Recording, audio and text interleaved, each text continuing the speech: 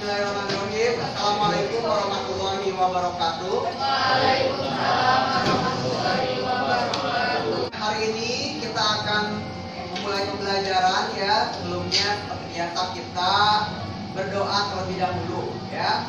Silakan.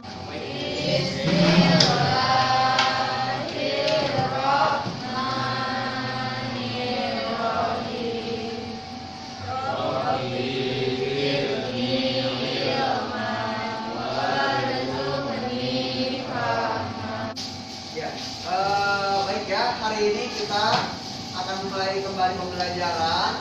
Namun sepertinya yang belum hadir berapa orang?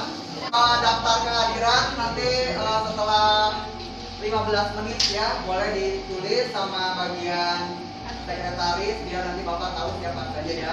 Hari ini tidak hadir karena sudah ada berapa? 9 orang ya. Baik. Hari ini kita akan membahas materi tentang tata nama senyawa kimia ya. Sebelumnya berarti kalian harus sudah tahu kan tentang bagaimana ikatan kovalen dan ikatan ion ya. Kalau ion itu logam dan non logam. Ah betul. Kalau kovalen logam dan non logam ya. Nah, inilah yang akan menjadi dasar untuk kalian bisa memberikan tata nama suatu senyawa, gitu ya. Nama itu penting atau tidak? Nah, nama penting tidak. Kita kan punya nama masing-masing ya. Ada NaOH dan ada HCl. Nah, ini berarti sama atau beda senyawanya? Berbeda ya. Nah, kalian bisa nyebut berbeda. Kenapa? Coba satu orang boleh. Kenapa beda? Yang NaOH kan natrium hidroksida. Oke, NaOH itu berarti ada unsur apa saja? Natrium, Ada natrium, hidrogen, oksigen. Oke. Nah, kalau yang bawah HCl itu berarti hidrogen dan klor. Ah, berarti senyawa ini tadi kalian makanya disebut senyawa yang berbeda karena ternyata bagaimana dengan unsur-unsur yang membentuknya atau di sini atom-atom pembentuknya ternyata juga berbeda. HCl ini adalah suatu zat yang ada di dalam tubuh kita juga. Di mana? Ayo, apa? Betul, iya. Ya, pintar ya. Betul, ada di dalam lambung. Nah, HCl ini ada di dalam lambung kita. Jadi, ini adalah senyawa-senyawa yang sebenarnya ada di dalam kehidupan kita sehari-hari. Bapak ingin seperti biasa kita cek dulu ya. Cek dulu kemampuan awal. Boleh dibuka Google Form. Bapak sudah kirimkan ya di situ pretestnya. Silakan dikerjakan. Ada 5 soal pretest. Boleh kalian kerjakan terlebih dahulu ya.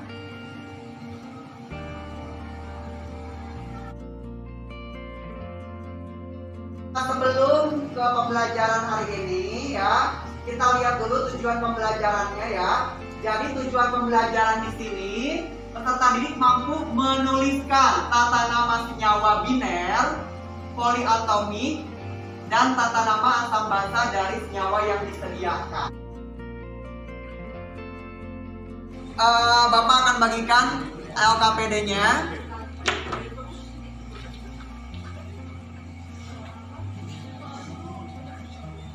Seperti biasa, ini adalah kerja kelompok, namun pekerjaan ditulis masing-masing ya. Jadi kalian punya arsip masing-masing. Ya sama aja ini cuma yang hijau yang merah dia cukup.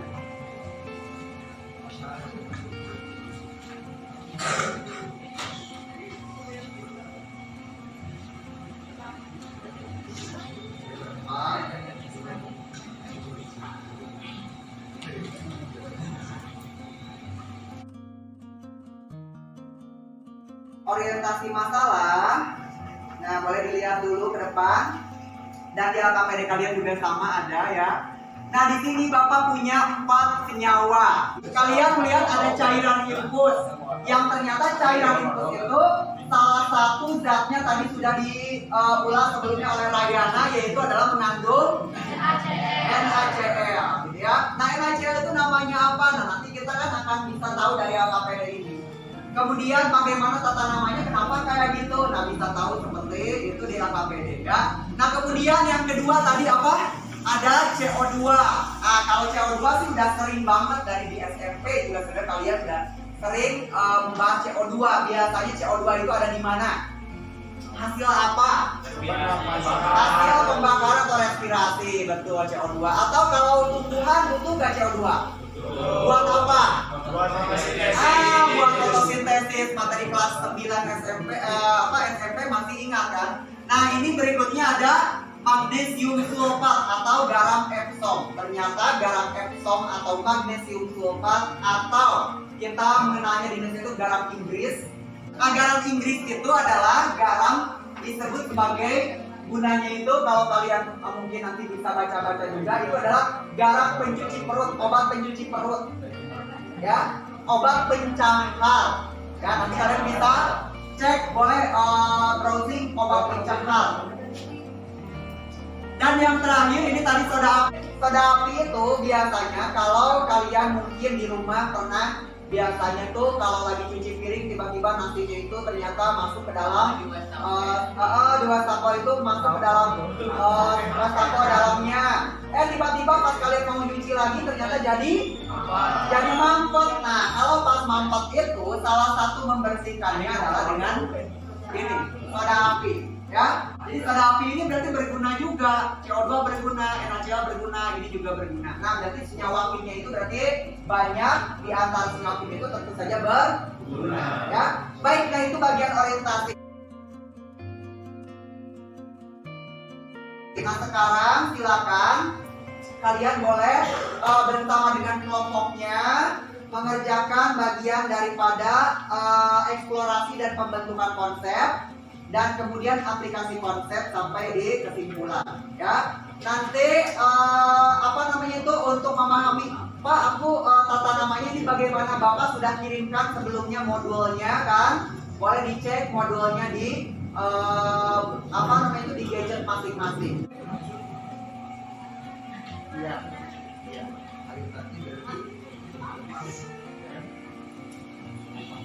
Nama IUPAC-nya berarti tadi MTS4 itu adalah nama IUPAC itu kalian bisa, itu berarti nama internasional.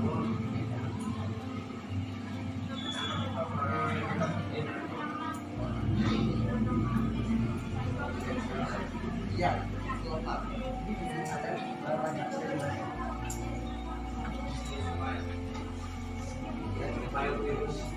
tolong dibaca juga ya bagian orientasinya, karena di situ sebenarnya sudah nampak apa yang akan kalian eksplorasi.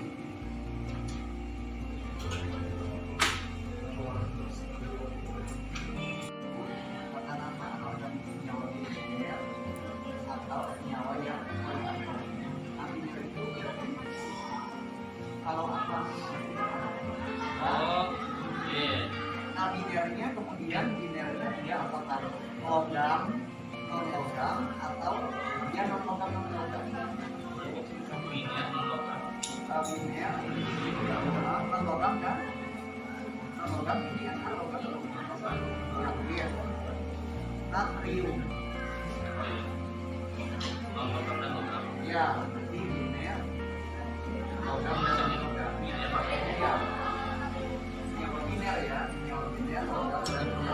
Kalau udah ada jadi klorida, berarti itu otomatis sudah untuk tata nama. Kalau ditanya itu di sini ya klor aja, tanpa tidaknya, kan? Nah, di aturannya itu padahal kan logam ditambah non logam berakhiran tidak, ya seperti itu. Iya, karbon dan oksigen, jangan oksida. Iya. Iya. Bapak minta untuk kelompok ini ya. 1, 2, 3, 4, 5. Silakan. Cairan infus. Oke, cairan infus itu nama dagangnya. Terus NaCl. Na-nya, N-nya bagaimana? A-nya kecil, besar kayak gitunya? A-nya kecil dan oke, C-nya besar, L-nya kecil. Ya, oke, baik.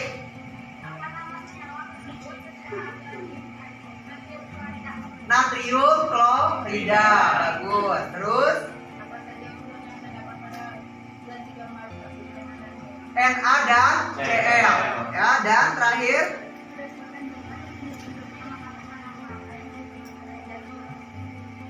itu tata nama senyawa biner, antara biner apa dan apa? Logam dan non logam. Bagus ya, silakan duduk. Gas CO2, yang lain barangkali nanti ada yang beda, yang nanti boleh menyanggah. Terus bagaimana penulisan rumus kimianya? CO2, C-nya besar, O-nya kecil. O-nya kecil, besar, baru ada angka 2 yang kecil. Oke. Apa senyawa tersebut secara baik? Karbon dioksida. Karbon dioksida. Oke. Apa saja unsur yang terdapat pada zat di gambar 2? C plus O. C dan O, ya, C atau karbon dan O oksigen. Oke, terakhir Berdasarkan jumlah dan jenis unsurnya, maka tata nama apa yang digunakan pada zat di gambar kedua? tata nama. Ya, senyawa biner non logam dan non logam. Oke, ya betul ya. Memberi nama. Boleh ke depan siapa kira-kira yang bersedia? Boleh, silakan.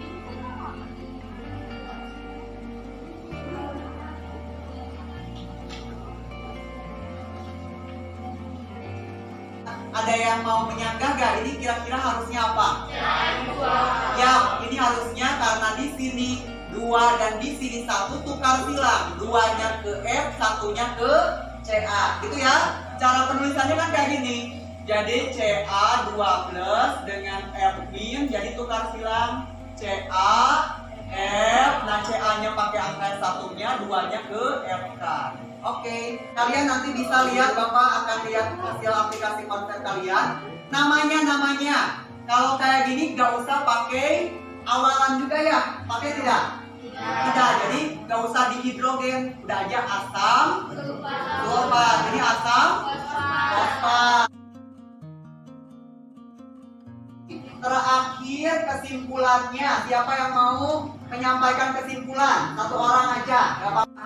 Aturan tata nama terdapat aturan jumlah yang terdiri atas tata nama biner dan poliatomi. Kalau ada aturan nama tata nama trivial. Oke, bagus. Kita akan cek prosesnya biar kalian tadi yang masih mungkin baru 20, baru 30, baru 40 gitu ya. Nah, kita cek. Boleh dibuka prosesnya. Silakan. Dibuka prosesnya hanya 5 menit ya.